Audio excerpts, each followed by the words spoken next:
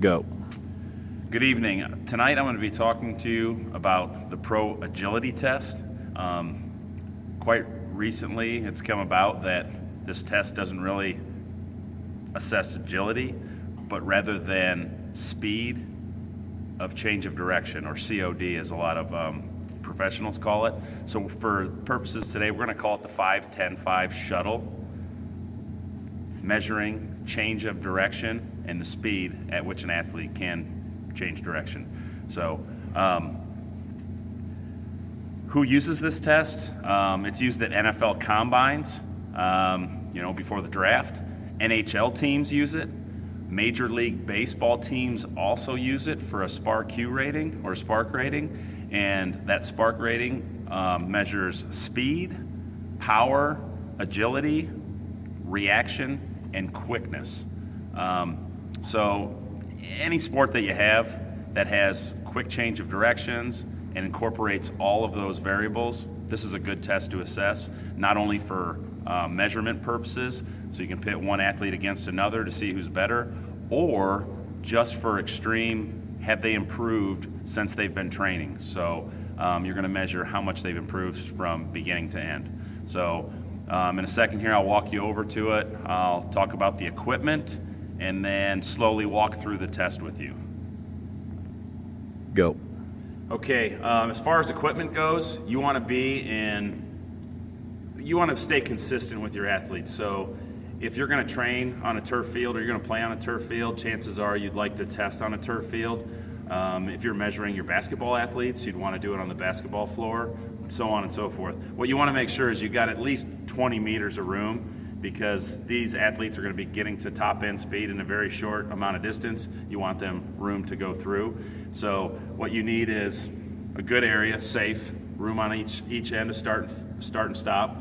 Some cones that are set out at 5 meters apart. Stopwatch, preferably more than one person running a stopwatch so you can get consistency and average of times. If you have the money or the power, you could have electronic timing gates. A lot of people don't have that.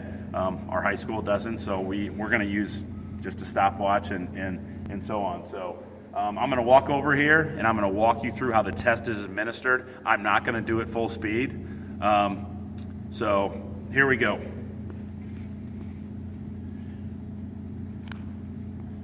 The athlete will start right in the middle at the yellow cone. They want to be splitting with one hand touching the ground.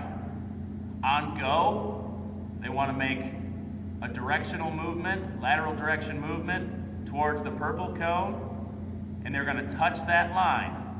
So they're going to come here,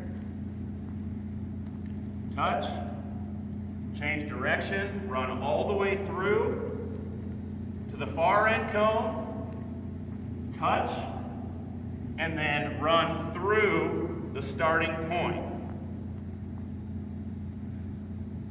That's where you get the 5, 10 back that way, 5 here, a total of 20 meters.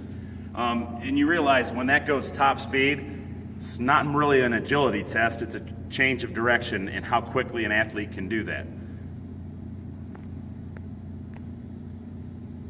Okay, some positive points to this test are: 1, how easily it can be set up and how quickly it can be set up. It's very easy to perform. It's very easy to practice for your athletes. It's got a lot of qualities that are transferable to sport-specific movements. So if you've noticed any sport that has a change of direction component where you need an athlete to stop on a dime, this is a really good test for it. And like I said when I was showing it to you, you can measure over time. Somebody improves on it in a very, from a start of a training program to the end.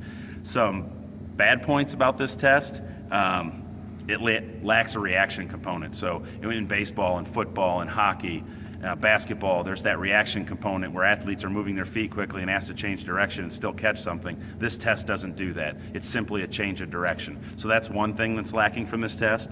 Another one is it can be memorized.